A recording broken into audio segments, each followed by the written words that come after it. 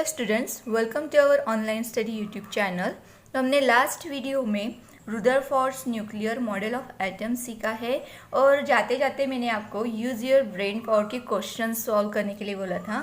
तो I hope आपने solve किया होगा, आपका ब्रेन यूज़ किया है। अगर नहीं किया है तो कोई प्रॉब्लम नहीं, मैं अभी आपको सॉल्यूशंस बता दूंगी। Which discovery did point out that an atom has internal structure. Atom को इंटरनल स्ट्रक्चर होता है, ये कौन सी डिस्कवरी ने बताया? तो जो रेडियो एक्टिविटी की जो डिस्कवरी थी, discovery of radioactivity pointed out that an atom has internal structure. Question number 2, what is the difference between the solid atom in Dalton's atomic theory and the Thomson atomic model. तो जो Dalton's atomic theory है और Thompson atomic model, इन दोनों में क्या difference है? तो जो डाल्टन्स एटॉमिक थ्योरी है, उन्होंने कहा था कि जो एटम है वो सिंगल पार्टिकल है, उसका कोई इंटरनल स्ट्रक्चर नहीं है एंड कोई दूसरे कंस्टिट्यूएंट्स भी उसमें प्रेजेंट नहीं है।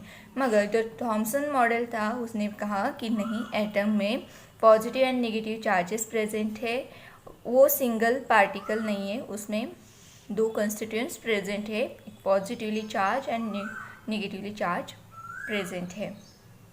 तो इसका इंटरनल स्ट्रक्चर भी है। Question number 3, explain the difference between the distribution of positive charge in Thomson's atomic model and Rutherford's atomic model. तो जो थॉमसन एटॉमिक मॉडल है एंड रुदरफोर्ड्स एटॉमिक मॉडल है, इन दोनों में जो पॉजिटिव चार्ज का डिस्ट्रीब्यूशन है वो उसमें क्या डिफरेंस है, ये हमें बताना है। तो according to Thomson atomic model, atom is homogeneous and जो पॉजिटिव चार्जेस है वो थ्रू आउट डिस्ट्रीब्यूटेड हुए हैं। और जो रुदरफोर्ड्स एटॉमिक मॉडल है वो बताता है कि जो पॉजिटिव चार्ज है वो सेंटर में कॉन्सेंट्रेटेड है, जहाँ पर उस सेंटर को उन्होंने न्यूक्लियस कहा है। न्यूक्लियस में जो पूरा मास है, जो पॉजिटिव चार्जेस है, वो कॉन्सेंट्रेटेड हुए हैं। Question number 4, what is the point difference between the place of electron in the atomic models of Thomson and Rutherford's. तो थॉमसन और रुदरफोर्ड में जो इलेक्ट्रॉन की प्लेस है उसमें क्या डिफरेंस है? जो इलेक्ट्रॉन की प्लेस है उन्होंने कहाँ पर बताई है? तो according to Thomson atomic model, the negatively charged electrons are embedded like watermelon seeds, and according to Rutherford's atomic model, the negatively charged electrons are revolve around the nucleus. Last question, number 5th, what is the thing which is present in Rutherford's atomic model and not present in Dalton's and Thomson's atomic model? तो ऐसी कौन सी बात है जो Rutherford's atomic model में present है मगर Dalton's and Thomson atomic model में प्रेजेंट नहीं है? तो रुदरफोर्ड्स ने बताया कि एटम्स का इंटरनल स्ट्रक्चर प्रेजेंट है। Atom has internal structure, that is electron revolving around the nucleus, and nucleus is positively charged and there is a mass concentrated in the center. जैसा Rutherford model का कहना है, रुदरफोर्ड्स atomic model का कहना है। और Dalton का कहना था कि atom has no internal structure and there is no any mention about electrons. और जो थॉमसन एटॉमिक मॉडल है, उन्होंने कहा कि जो इलेक्ट्रॉन्स है वो एम्बेडेड है और इलेक्ट्रॉन्स कैसे स्टेशनरी है, रेस्ट पोजीशन में है। मगर रुदरफोर्ड्स ने कहा कि नहीं, वो स्टेशनरी नहीं होते, वो कंटिन्यूसली रिवॉल्व होते हैं अराउंड द न्यूक्लियस। ठीक है, ये आपके पास 5 क्वेश्चन सॉल्व हो गए। आगे बढ़ते हैं। An established law of physics, an electrically charged body is revolving in a circular orbit. Its energy decreases. तो एक फिजिक्स का लॉ है जिसके अनुसार जो इलेक्ट्रिकली चार्ज बॉडी होती है वो अगर कंटिन्यू रिवॉल्व होती है इन अ सर्कुलर ऑर्बिट, तो उसकी जो एनर्जी है वो डिक्रीज होती है।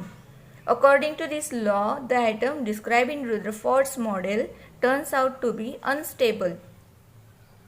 तो इस लॉ के अनुसार हमारा जो रुदरफोर्ड्स एटॉमिक मॉडल का जो एटम है वो कैसा होगा, unstable.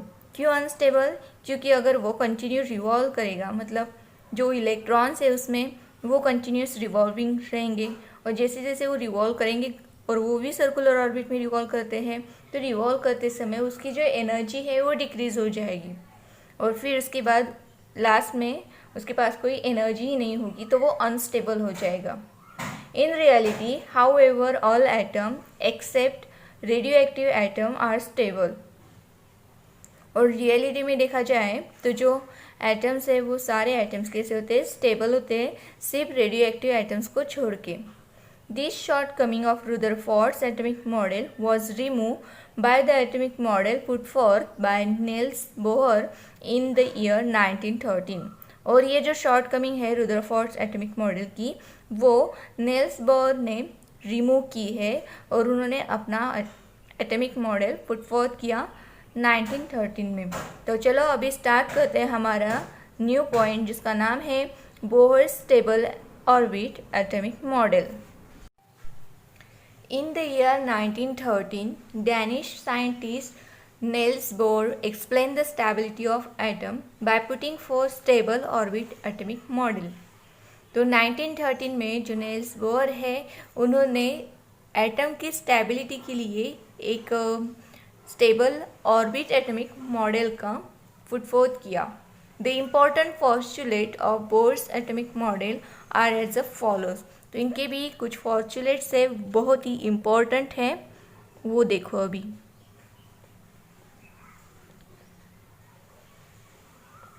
Postulates.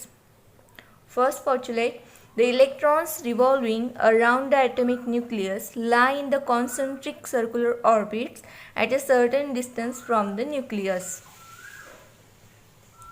The electrons revolving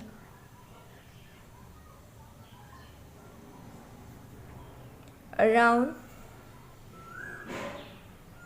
the atomic nucleus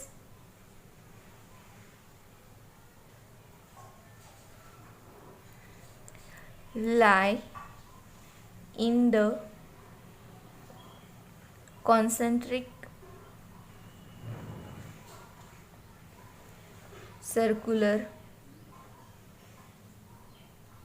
orbits at certain distance from the nucleus.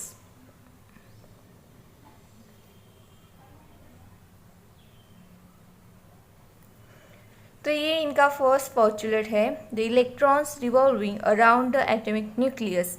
Centre में क्या प्रेजेंट है, यहाँ पर न्यूक्लियस।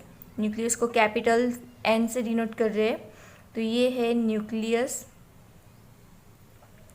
और इसके सराउंडिंग में अराउंड कौन रिवॉल्व हो रहा है, इलेक्ट्रॉन। कौन रिवॉल्व हो रहा है, electron.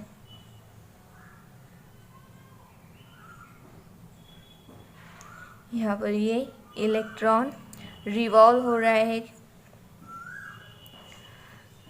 In the concentric circular orbits. तो ये इसका एक कॉन्सेंट्रिक सर्कुलर ऑर्बिट है at a certain distance from the nucleus, और जो सेंटर में न्यूक्लियस प्रेजेंट है उससे कुछ थोड़ा सा डिस्टेंस रख के, यहाँ पर देखो यहाँ पर डिस्टेंस है, तो थोड़ा सा डिस्टेंस रख के ये इलेक्ट्रॉन रिवॉल्व हो रहा है अराउंड द न्यूक्लियस। ये इनका फर्स्ट पोस्टुलेट है। क्या है इनका फर्स्ट पोस्टुलेट, न्यूक्लियस के अराउंड में जो इलेक्ट्रॉन रिवॉल्व हो रहा है वो एक कॉन्सेंट्रिक सर्कुलर ऑर्बिट में रिवॉल्व हो रहा है। ये इनका फर्स्ट पोस्टुलेट है। और सेकंड पोस्टुलेट है, energy of an electron is constant while it is in a particular orbit. तो इलेक्ट्रॉन की जो एनर्जी है वो किसी कांस्टेंट है अगर वो पर्टिकुलर ऑर्बिट में रिवॉल्व होता है, तो उसकी एनर्जी कैसी रहेगी, कांस्टेंट। ये इनका सेकंड पोस्टुलेट है, energy of an electron is constant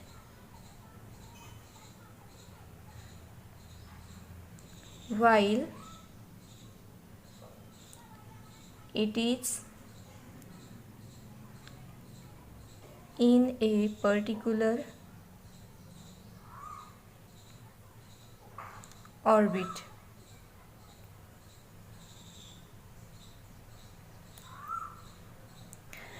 अगर ये इलेक्ट्रॉन यही पर्टिकुलर ऑर्बिट में रिवॉल्व होता है तो उसकी जो एनर्जी है, एनर्जी कैसे रहेगी? कांस्टेंट रहेगी। ये इनका सेकंड पोस्टुलेट है। एनर्जी कैसे रहेगी? Constant. Okay, next postulate.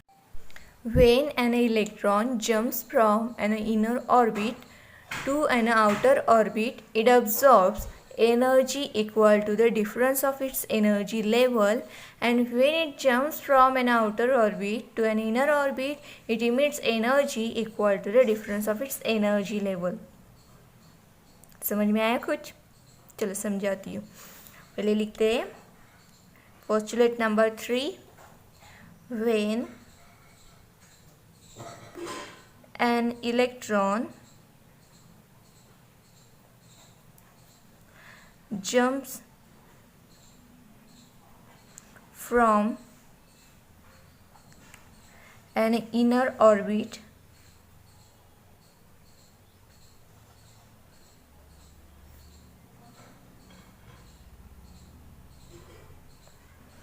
to an outer orbit,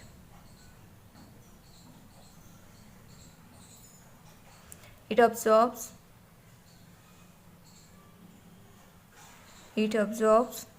energy।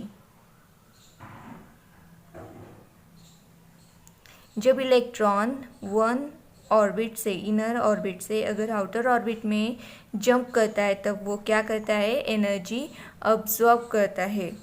कितनी एनर्जी अब्जॉर्ब करेगा वो? इक्वल टू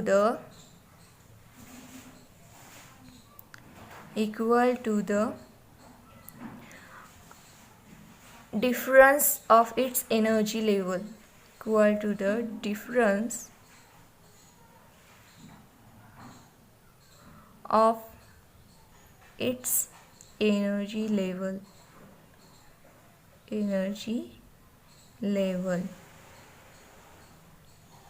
तो कितनी एनर्जी अब्जॉर्ब करेगा वो? जितना उसका एनर्जी लेवल का डिफरेंस होगा उतनी एनर्जी वो अब्जॉर्ब करेगा। and when it jumps from an outer orbit, when it jump from an outer orbit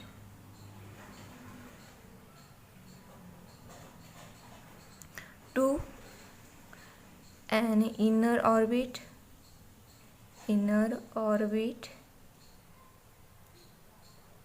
it emits energy।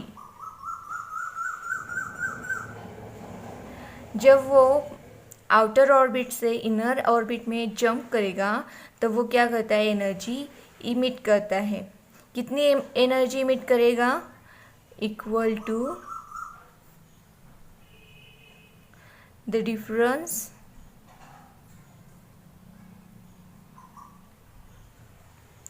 of its energy level।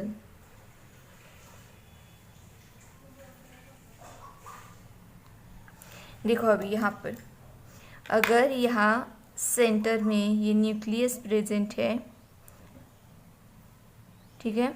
अभी इसके सराउंडिंग में यहाँ पर इसके अराउंड एक इलेक्ट्रॉन है।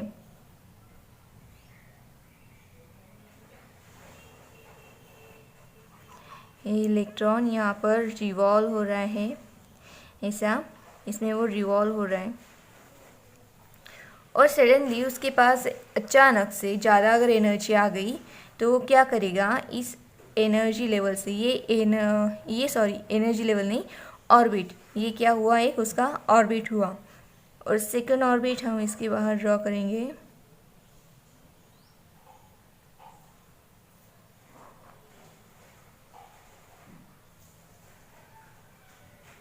ठीक है, तो इस एनर्जी यहाँ पर इस इनर ऑर्बिट में ये रिवॉल्व हो रहा है। अभी यहाँ से अगर वो ये जो आउटर ऑर्बिट है, ये आउटर ऑर्बिट में अगर जंप